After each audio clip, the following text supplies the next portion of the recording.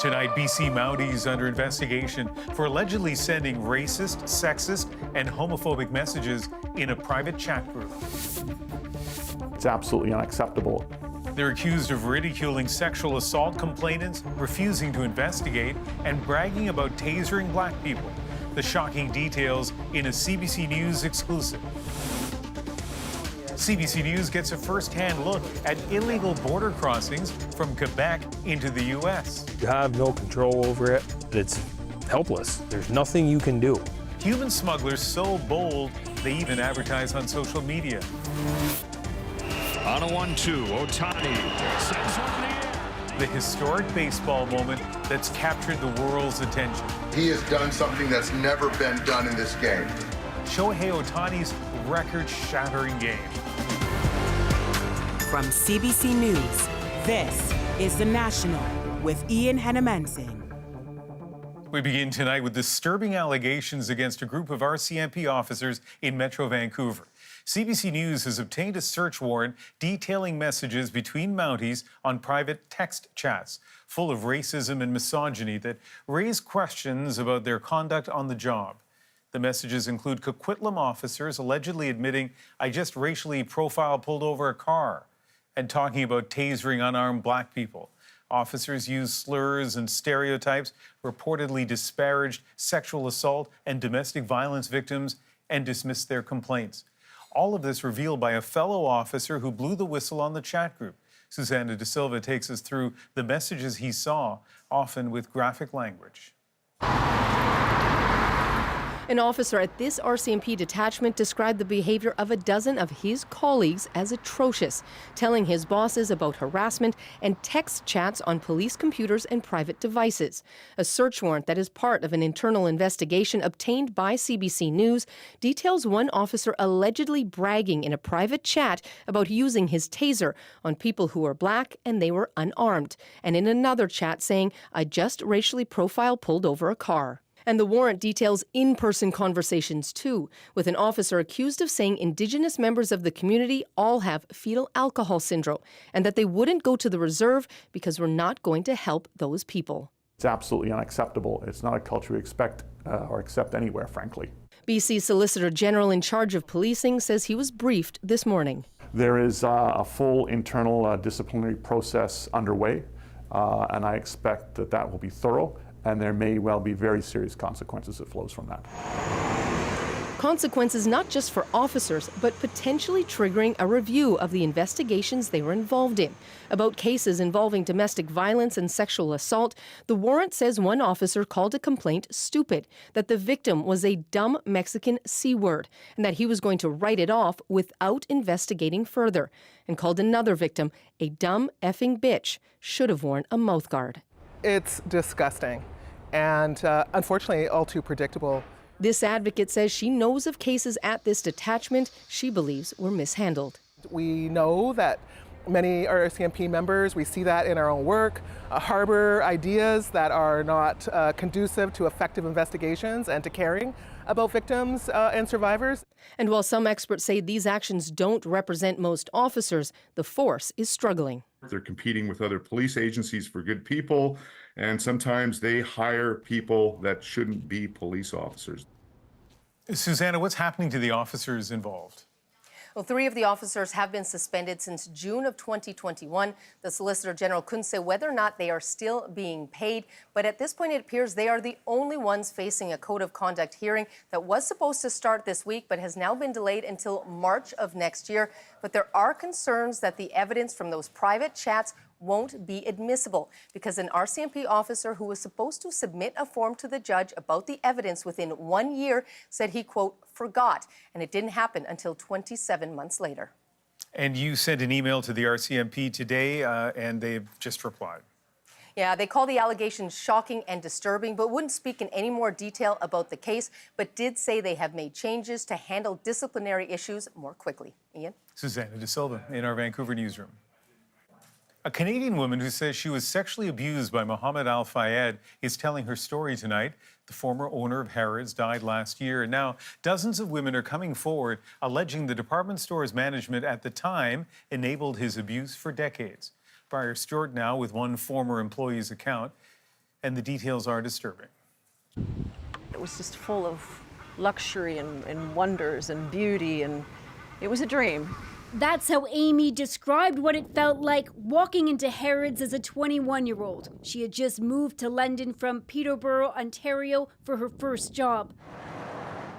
Not long after being hired to sell luxury handbags, she was recruited to work in Mohamed Al-Fayed's office. It was very, very well orchestrated. Amy spoke out to a group of Canadian journalists, but we aren't identifying her because she's one of dozens of women who've accused the now deceased billionaire of sexual abuse.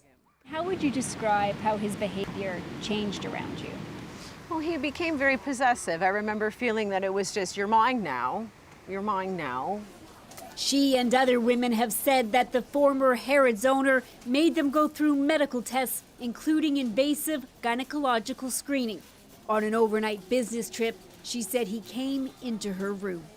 He proceeded to get into this bed and on top of me and assault me with clear intent of raping me without any doubt in my mind. And I had a moment, man, I just said, if my mother only knew.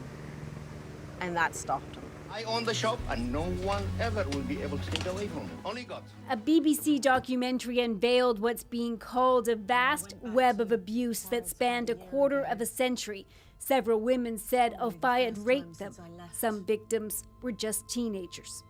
Something was rotten at the core of Harrods. Gloria Allred has represented several victims, including those of Harvey Weinstein, Jeffrey Epstein, and R. Kelly. She's now part of the team on this civil case. She says Al-Fayed's abuse was enabled by those around him. I'm feeling very disillusioned.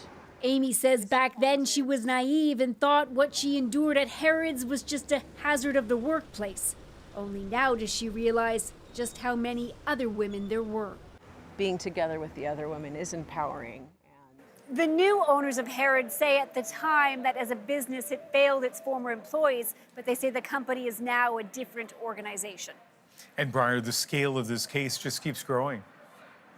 That's right, Ian. More than 100 women have come forward, at least 3 Canadians.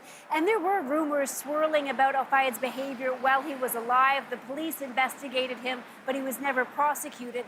And the women's legal team say that's in part because his former employees were threatened and dissuaded from speaking out.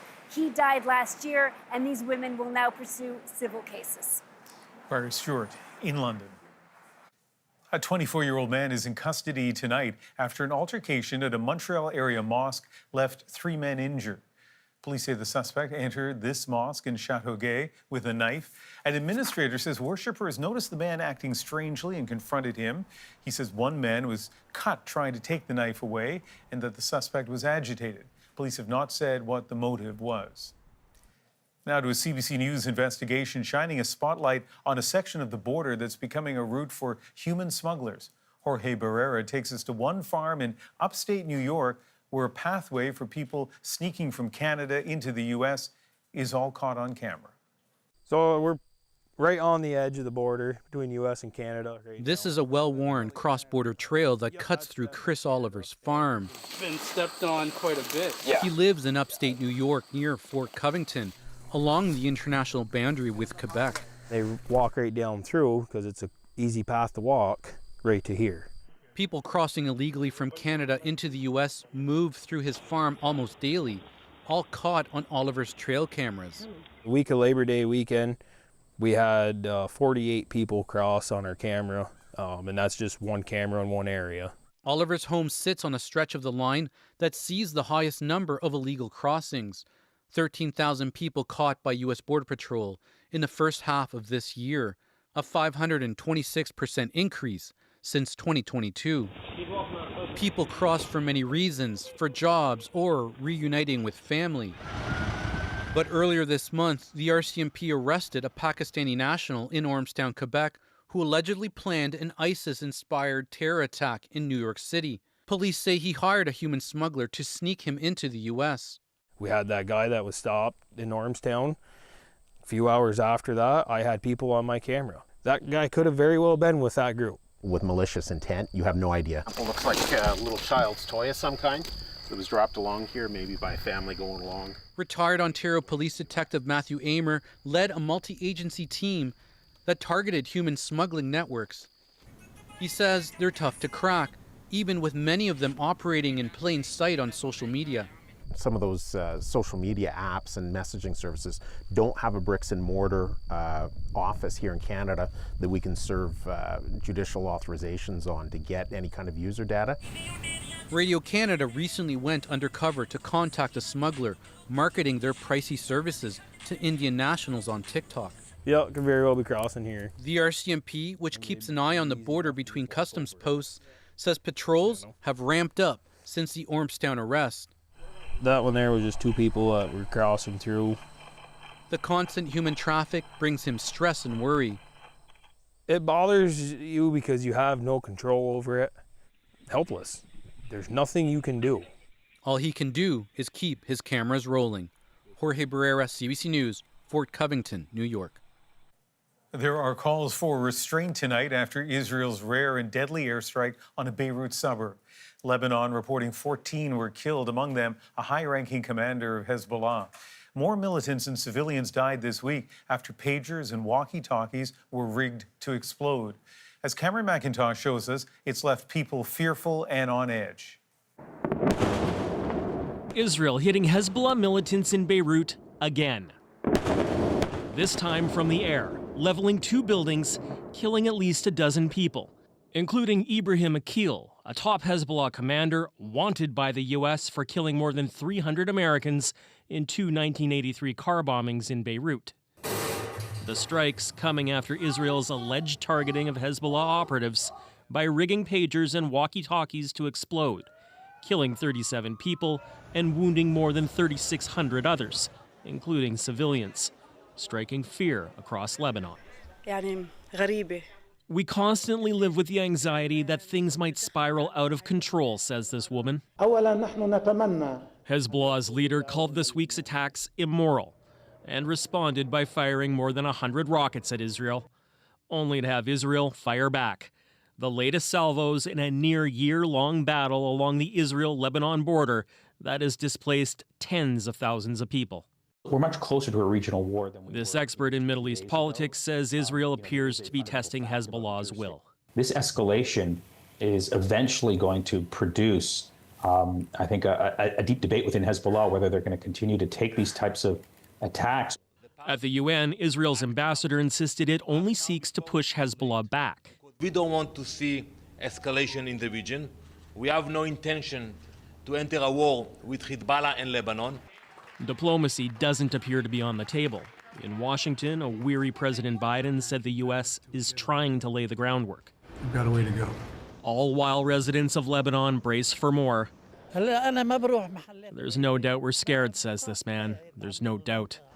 For so many, the physical damage of the week outweighed heavily by the psychological toll. Cameron McIntosh, CBC News, Winnipeg. The U.S. Secret Service is vowing to make changes after a series of internal failures that led to the July assassination attempt of Donald Trump. It's important that we hold ourselves accountable for the failures of July 13th, and that we use the lessons learned to make sure that we do not have another failure like this again. The agency cited major breaches prior to the shooting, including gaps in communication between the Secret Service and local authorities. A gunman was able to open fire from an unsecured roof with a clear line of sight to the former president. A bullet grazed Trump's ear, and a man in the crowd was killed. In an increasingly tense political climate in this country, Parliament Hill security is getting tighter.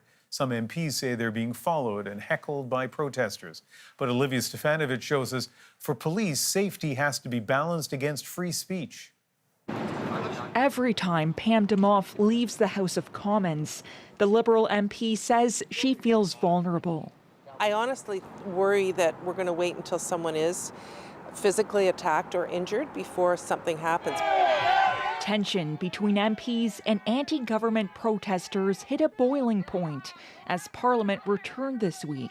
Corrupted bastard. Say something? NDP leader Jagmeet Singh confronted two men after being followed and taunted. Was it you or not? If it was me, I'd admit it. What'd you say then? The Parliamentary Protective Service says it's responding, pushing demonstrators back, adding more officers, escorting MPs to and from the House of Commons. About security, how do you feel about the extra measures? I just noticed them now, so. Conservatives said little about the changes, but some Liberals say they're still being targeted. A group surrounded us and started yelling profanities. This MP says he was physically assaulted and wants police to press charges. There was some spitting and some yelling, a lot of yelling. And as we tried to walk away, one of them jostled us. His colleague is asking the Sergeant-at-Arms to create larger protection zones for MPs, but protesters worry that could make things worse. When people don't have a voice, they get extreme. We don't want to be, coming out with pressing the thumb down to say, you no longer can do this because of XYZ. In an interview airing this weekend on Rosemary Barden Live, the RCMP says it's trying to strike a delicate balance between what is free speech and what is a threat, harassment, or intimidation. For now, the Parliamentary Protective Service says it's monitoring threats and unfolding events, ready to intervene as required. Olivia Stefanovic, CBC News, Ottawa. Alleged poison seller Kenneth Law is now facing a civil case in the death of an Ontario teen. Law is already facing criminal charges, including 14 counts of murder in a case set to start in 1 year. Thomas Dagla has followed this story from the beginning and explains what he's learned about the first lawsuit launched in the case. She was 18 and had just graduated from high school. Yesenia Bedoya Lopez from Aurora, Ontario, had dreams of becoming a police officer. But through the pandemic, her mental health declined. And according to a new lawsuit filed by her parents, Yesenia found a website run by Kenneth Law, where she bought poison that she took to end her life. We spoke with Leonardo Bedoya and Maria Lopez earlier this year. Can I both ask you just to tell me about your daughter, what you want Canadians to know about her? She was an enchanting girl. She had an infectious smile. She was a jokester, good student, good daughter, good advisor. Her loss has hit us very hard. We are very, very, very sad. Their $2 million lawsuit names several defendants, and it's the first time a civil case is known to be seeking damages from that alleged poison seller. A former hotel cook at a Toronto hotel, Law is already facing criminal charges of first-degree murder and abetting suicide in connection with 14 deaths in Ontario. His lawyer appeared in court Friday, where the judge ordered Law to stand trial late next year. He's in custody. It's not pleasant for him, as it isn't for anyone, but he's dealing with it. In a new court filing obtained by CBC News, Ontario Crown prosecutors call this one of the largest murder cases ever charged in the province. They allege Law knew that his products were being used by individuals to commit suicide. On his now defunct website, we found an option for a 40-minute phone consultation with Law. The price? $150. In Wellington, New Zealand, Jack Plunkett lost his brother James, one of the more than 130 deaths around the world suspected of ties to Law's products. It is a little bit upsetting that he was able to get hold of it so easily. Now, here in Ontario, Law's criminal trial is set to begin in September 2025. His lawyer has said all along, Ian, that Law will be pleading not guilty. And Thomas, you have new details tonight about another case that could have big repercussions for Laws. Yeah, we've learned Ontario's Attorney General is asking the Supreme Court of Canada to hear an appeal in a separate case that could draw a clearer distinction between assisted suicide and murder. And prosecutors admit that outcome could determine whether Kenneth Law can still be charged with murder. If that portion of the case were to fall apart, Ian, I can tell you from speaking with families over the past year, many would be gutted. Thomas Dagler reporting from Toronto. Women across Canada told by doctors they should get a secondary breast cancer screening are hitting a roadblock. Most places are saying we won't do it. The backlog that's forcing some women to shell out hundreds to get screened. On a 1-2, Ohtani sends one in the air. Baseball star Shohei Ohtani achieves what no other player has done in history. Ohtani is the greatest player of all time. And Pigs on the Lam get a cheer squad. We had all the kids from the school yelling and screaming, telling them to run and run. We're back in 2.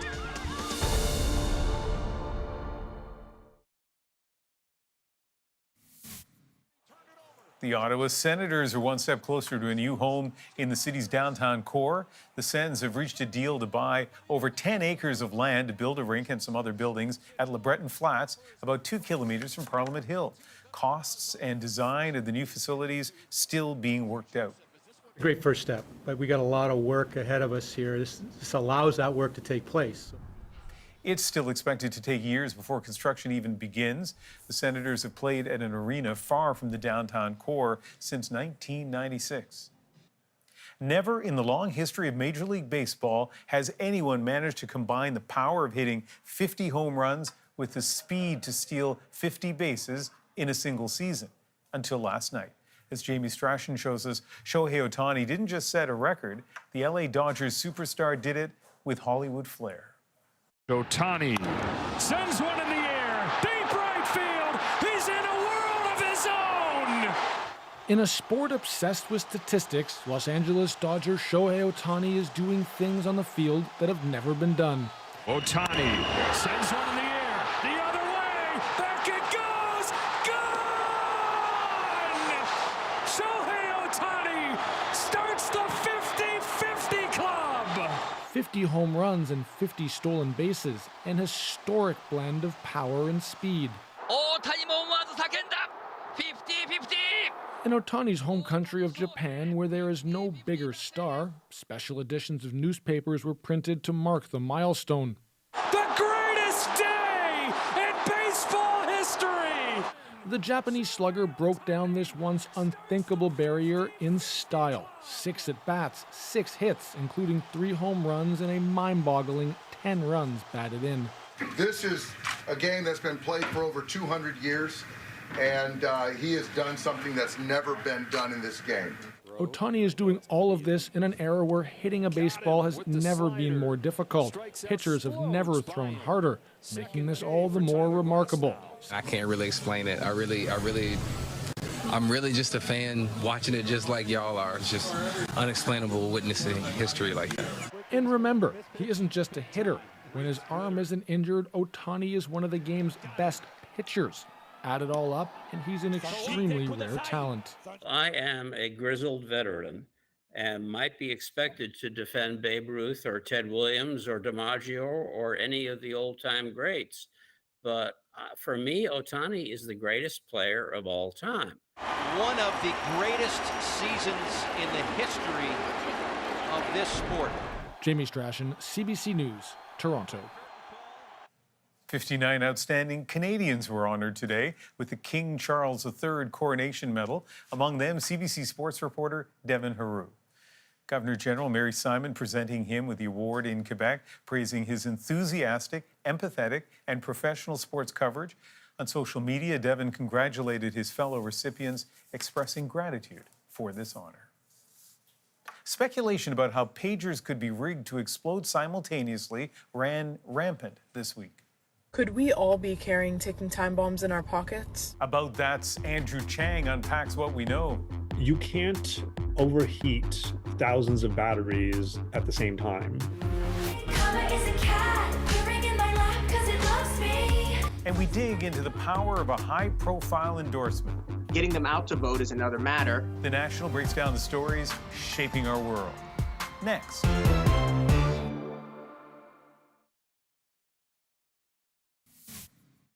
An 18-year-old Ontario woman is facing criminal charges tonight after police released dramatic video of a car theft.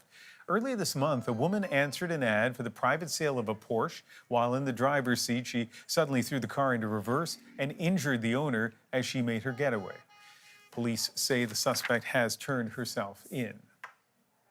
Patients and doctors are raising concern that many cases of breast cancer may be going undetected. It's because there's a long backlog at ultrasound clinics. As Belle Puri shows us, this is especially important for women who need more than a routine mammogram. Erin Bell is diligent about her breast health. I was due for mammogram last September. Everything was fine. I just have very dense breasts. Dense breasts come with a 6 times higher risk of cancer. In those cases, doctors recommend screening ultrasounds between biennial mammograms, which in most provinces start at age 50. Erin is due for an ultrasound now. So I got a call from my doctor's office, from the reception there, saying that the clinic that schedules the bilateral breast ultrasounds is not taking any more patients. That clinic does the majority of BC breast screening ultrasounds under the Medical Services Plan. It's largely financial, and so the fee is really not adequate to justify the time that it takes to do a full both sides screening breast ultrasound. And so most places are saying we won't do it. Ultrasounds do what mammograms can't. You can barely see it here, but there's a lump hiding in this dense tissue. And when we do her ultrasound, here's jumping out at you. It's very conspicuous. That's the cancer. BC was the first province to provide breast density information with mammograms. Now it acknowledges access to follow-up tests needs to expand. We're happy to look at issues around fee codes to make sure that doctors have the right incentives. Supplemental testing varies province to province. Ontario offers it at level D, the highest level of breast density. Alberta has been doing supplemental screening for some time. Nova Scotia's the worst. Even with a doctor's requisition, no facility will do a screening breast ultrasound. The Vancouver clinic does over 3,000 screening ultrasounds a year. It can't handle more. Erin Bell's only option is to pay $700 for one at a private clinic. We're not supposed to have to pay for things. The test is important, she says. Early breast cancer detection is known to save lives. Belle Puri, CBC News, Vancouver. Now it's time to dig deeper into the stories shaping our world. A pop megastar jumps into the political pool, prompting a rise in voter registrations. We've seen an uptick on our socials, donations. We saw the spike immediately after she endorsed. Do celebrity endorsements make a difference at the ballot box?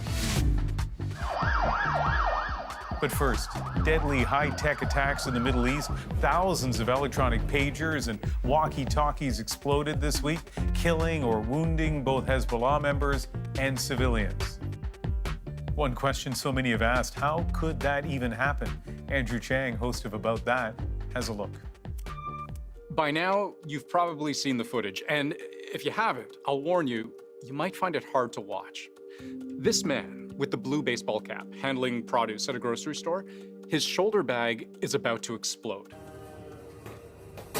You see how much force with which the explosion sprays outwards. That'll become important later. But this man is badly hurt, and there are thousands like him. Across Lebanon and into Syria, pagers exploding. Handheld pagers used by Hezbollah members exploded. Wireless devices exploding in the user's hands. Hezbollah's news outlet reports these explosions were the result of walkie-talkies. So let's start with the question, what happened? Across Lebanon on Tuesday at around 3:30 in the afternoon, thousands of pagers exploded almost at the same time, likely tampered with to detonate remotely at the push of a button. The targets? Members of Hezbollah, a designated terror group, sworn enemies of Israel, and increasingly reliant on pagers for communication.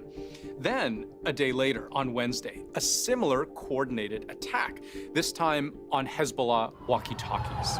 For the second day, panic spread across Lebanon as more electronic devices suddenly transformed into bombs. This presumably Israeli operation is extremely sophisticated, getting not only into the pagers, but then into the walkie-talkies. This begins to answer the next big question: who would do this? Israel has not taken responsibility for the attack, nor does it tend to, even when it is behind covert attacks like this. But nobody denies Israeli intelligence would certainly be capable of something on this scale. Hezbollah has blamed Israel directly, and of course, the two have been locked in conflict for years, and particularly since the October 7th attacks. The relationship between Israel and Hezbollah has been extraordinarily tense and always on the precipice of, frankly, another next conflict. This has really come to a head just in the last 11 months since October 7th, with Hezbollah firing missiles on an almost daily basis into Israel since the day after that attack, since October 8th. It may not be a coincidence that just hours before thousands of pager bombs were detonated, Israel's prime minister issued a statement expanding the country's war goals to include returning the residents of the north securely to their homes. Now, that's a reference to Israel's northern border with Lebanon, the front line of its ongoing clashes with Hezbollah. Tens of thousands of Israelis have fled that area because it's too dangerous to stay. And Benjamin Netanyahu has put it in writing. This war isn't just about Gaza and Hamas anymore. It's also about securing the north. And that means addressing the threat to Israel from Hezbollah. But on the question, who got hurt in this attack? The answer isn't so straightforward.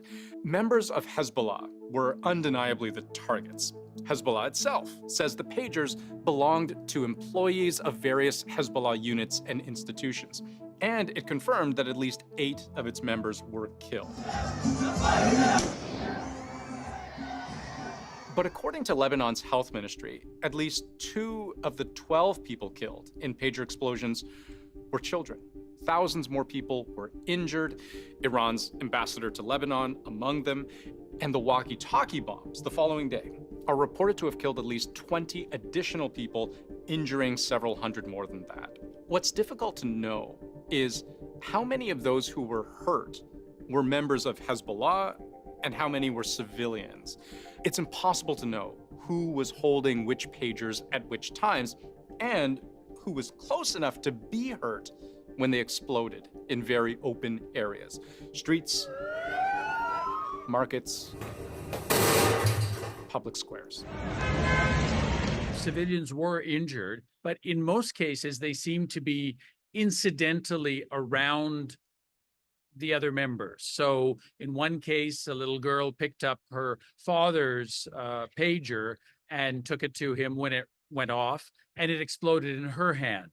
By far, the biggest gap in our understanding right now is in knowing how was this possible? How do you sabotage thousands of devices in enemy hands and rig them all to explode at very nearly the same time? Israeli technical capability is extremely high. Their techniques and procedures for running operations, intelligence operations, are very high. Early on, there were all kinds of theories. Thinking twice about putting your phone in your pocket.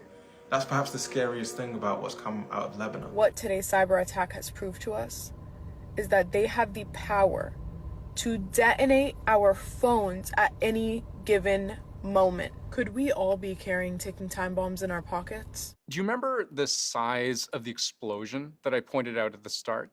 Most experts have discounted the idea that Israeli agents were somehow able to hack the pagers from afar, sending them some kind of signal that would overheat the battery and cause it to blow up. You can't overheat thousands of batteries at the same time and have that type of simultaneous effect. The size of the explosion itself, if it was just a battery, almost certainly would not have been nearly as consistent, nor nearly as big across the number of devices that we saw explode over 2 days. No, according to Reuters, Israeli intelligence had been planning this attack for months. Their sources tell them the most likely explanation is that they managed to interrupt the supply chain, took control of a shipment of pagers, thousands of them, that they knew were destined for Hezbollah, and then fitted those pagers with explosives.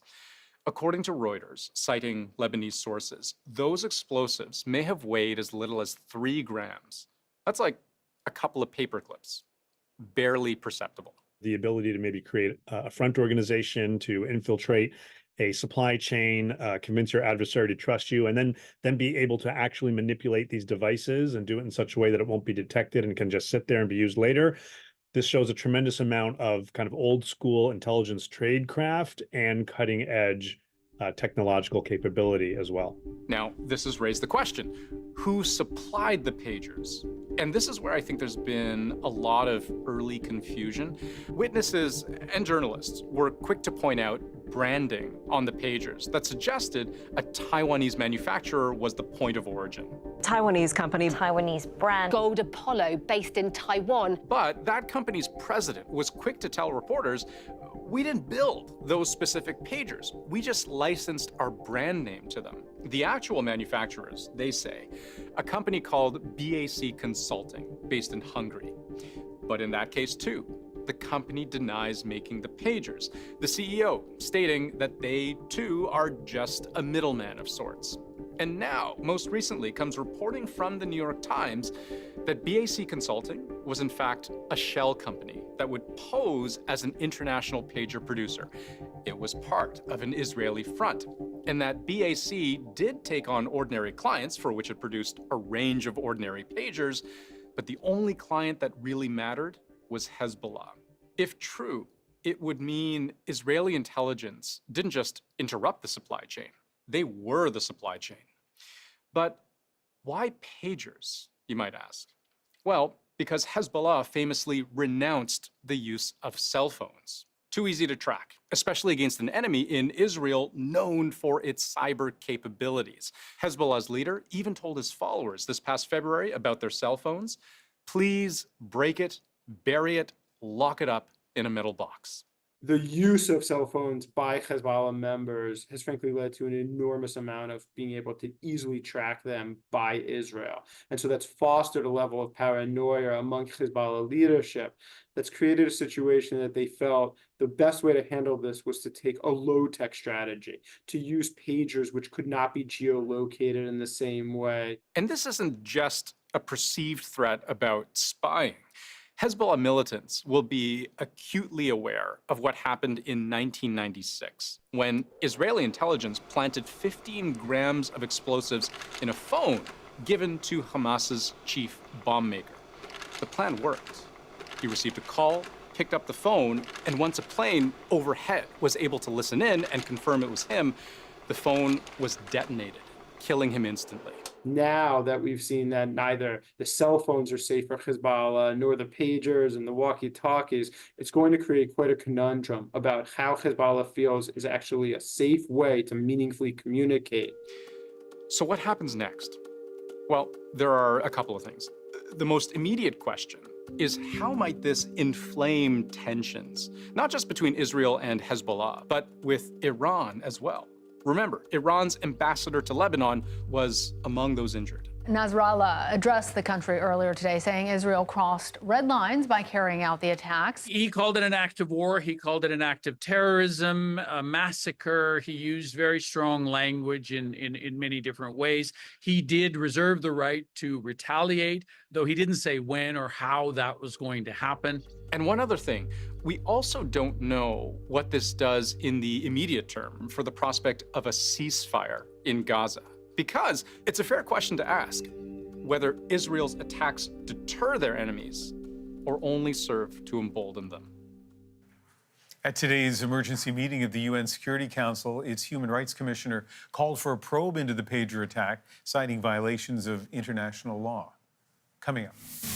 Are you ready for it? Now that Taylor Swift has publicly supported Kamala Harris, could it have an impact on the U.S. election? That's next.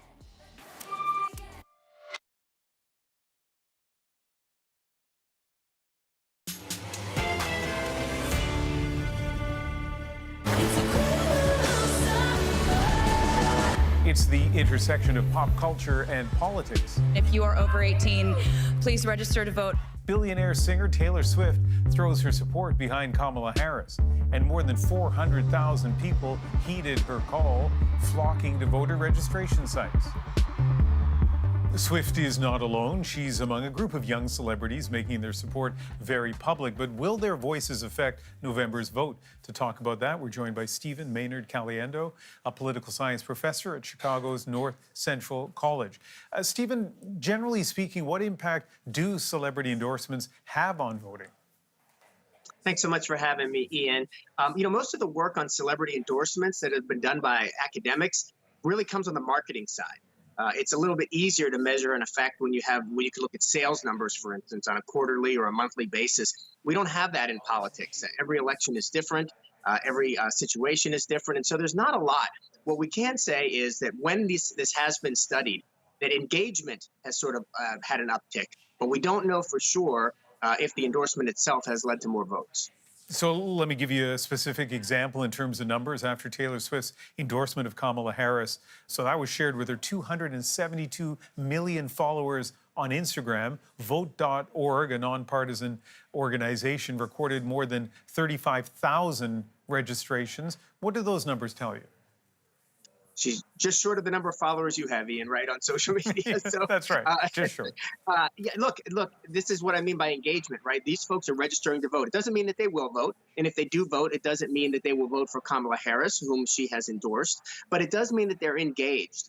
And the engagement part is a really an excellent step for the younger generation in the United States, because we know that that demographic tends to vote at a lower rate than other age groups.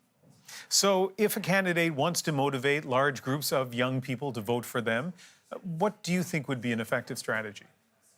Well, I think this was a great start. If you look closely at the way that Taylor Swift endorsed Kamala Harris, she mentioned about doing her research, encouraging her followers to do their own research. And for me, that was much more, I mean, I'm a political scientist, right? For me, that was much more important than the actual candidate endorsement.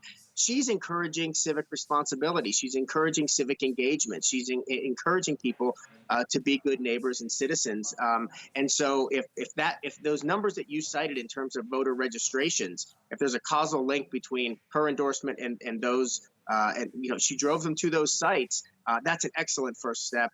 Now, getting them out to vote is another matter. And you can't do that nationally. There's no way that she can do that from her platform. It really is going to have to rely on the get out the vote efforts by the parties, by the candidates' committees in those in the states that matter the most. Let's talk about another group of voters. Swift signed her endorsement, childless cat lady, so referring to one of the hot button issues in this election, which is reproductive rights. And so put youth aside for a moment. Do you think that her endorsement and the way that she signed it is going to motivate female voters? I don't know for sure, although there's been a number of endorsements that have come. We just had an event here in the United States last night with Oprah Winfrey, who came out a few weeks ago at the Democratic National Convention and also endorsed Kamala Harris. And she did a town hall with her in Michigan just last night. So we know that that demographic is an important part, that the reproductive rights issue. Of course, it overwhelmingly affects women, but a lot of men care about this as well. And I think the interesting thing that we'll be able to see is in those states where the Electoral College is going to make a determination, what do the demographics look like? A lot of talk about suburban women, suburban white women in particular, because that demographic has sort of gone back and forth since 2016. And that's certainly a demographic that Kamala Harris would like to win, and it's one that Donald Trump would like to win back because he lost it in 2020. Well, lots of reasons to watch exactly what the votes are going to be in November. This is one of them. Professor Caliendo, thank you very much. I'm so glad to be with you. I hope you have a wonderful evening. Next, police in hot pursuit of escaped pigs. We had all the kids from the school yelling and screaming, telling them to run and run. The fugitives and the kids who cheered them on in our moment.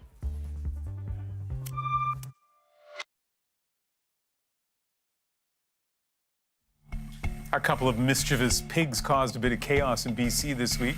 They were spotted wandering near an elementary school, and when police and animal rescuers showed up, the pigs evaded capture for hours. They were eventually caught, but as the hogs were making a run for it, the kids at the school were rooting for their escape. And tonight, those pigs on the lam make our moment. People were starting to tag me in posts about these two pigs running wild. They found them at the school. So she goes, "Can you come and get them?" It's like, sure. We tackled the one, the little brown one, with a lead, and we got him into my van. But while we're getting him into the van, the other one escaped. We had all the kids from the school yelling and screaming, telling them to run and run. I think there's probably 9 or 10 of us trying to get him at that point. And then when we finally got him at the end, there was 3 or 4 officers that helped us.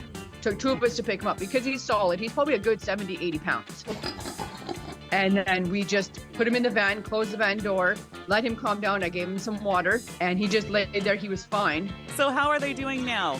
They're good. They're happy in the garage. It's nice and cool in here. The second one that we caught yesterday, though, he's still unsure of what's going on. He's still a little bit scared. But I mean, give it a couple of days, he should be better.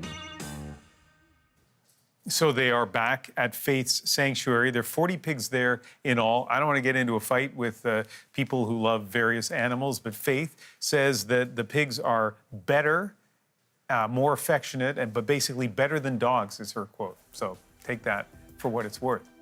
Thank you for being with us. Join me Sunday for Cross Country Checkup on CBC Radio and CBC News Network, and later that night right here for The National. On behalf of Carrie and everybody in the control room, have a great Saturday.